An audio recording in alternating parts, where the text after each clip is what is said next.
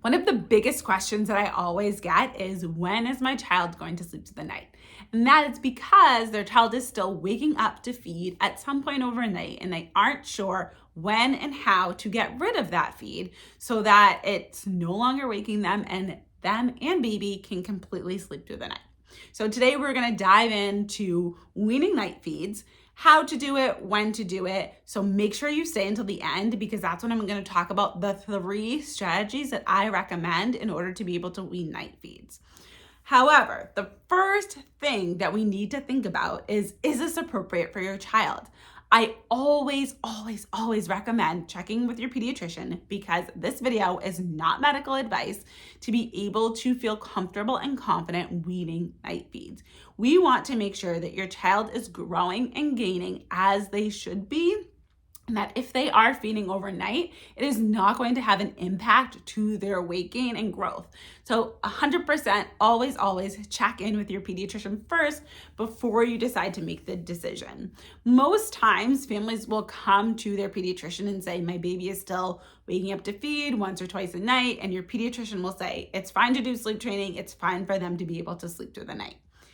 I'm going to give the general kind of rule of thumb, but again, check in with your pediatrician. I cannot stress that enough. Typically, once children are 6 months and or 13 pounds, metabolically, they are able to sleep for a 10 to 12 hour duration without needing to eat, as long as they're eating well during the day.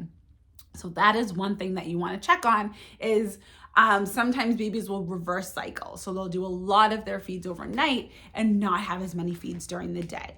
So we're going to want to make sure that we're moving their feeds back into the daytime hours so that they do not need those feeds overnight, but they are also still getting the feeds that we need. We can't take away the nighttime feeds without them having daytime feeds, because that means there are no feeds happening, and they are definitely not going to sleep well if they are starving. So definitely, first thing is first, we have to make sure that they are old enough and weigh enough.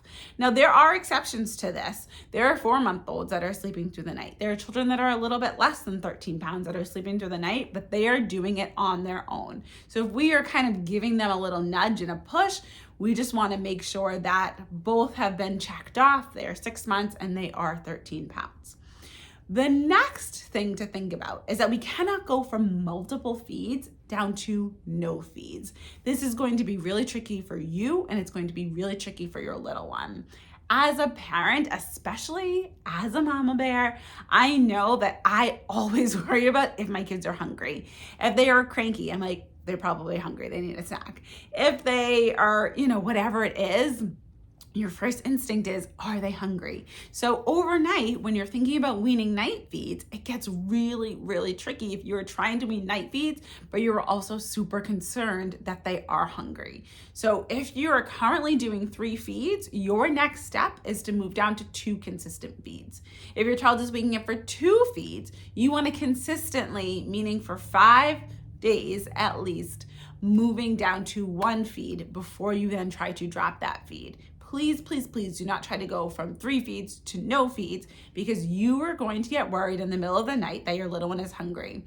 You're then going to cave and feed them, and it's going to be really confusing to them as to why sometimes they get fed and why sometimes they don't. So to be the most fair to them, we want to be consistent in what we're offering. So again, in the strategies that I'm about to mention, it will answer your question of, well, how do I stay consistent? How do I know if they aren't genuinely hungry? Because again, we want to make sure that our children are taken care of, that they are fed if they are genuinely hungry.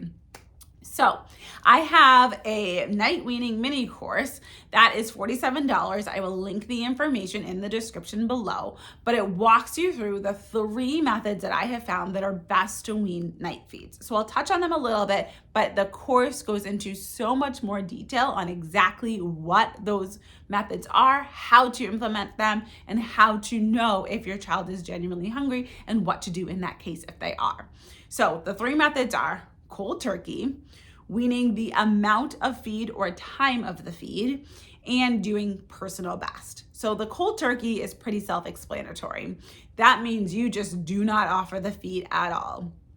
If you are starting with multiple feeds, this is not a strategy that I would recommend.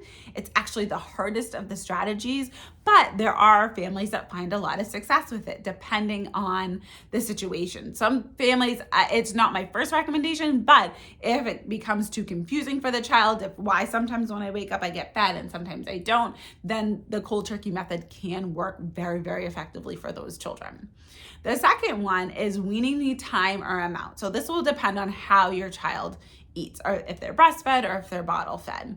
If they're breastfed, then you're going to wean down the amount of time that you nurse them. So if they typically nurse for 10 minutes, then the next night you're only going to set an alarm and nurse them for 9 minutes, and you're going to only nurse them for 8 minutes. So we're weaning down the time.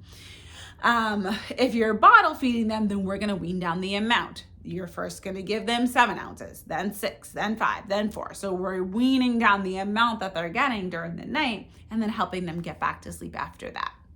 Then the third method is the personal best.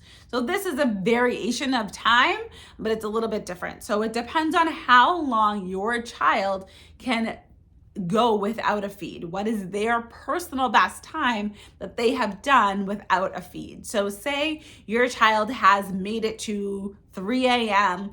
on multiple occasions, but sometimes they still wake up at 10 or 11 or midnight for a feed. If we know that you ate well during the day and you can make it to 3 a.m., then we are not going to feed until your personal best, which is 3 a.m. And we're going to implement other strategies during the night to be able to get you to sleep at any other time that you wake up. So again, of these 3 strategies, all of them work, but it's really going to depend on your individual circumstances, which one is going to be the most effective for your child. So you're going to want to grab that night weaning mini course. Again, it's linked down below in the description, $47. So it is so worth a full night of sleep, 1,000% times over. So if you have more questions, you can always pop them into the comments of this video, but if not, I will see you in the night weaning course.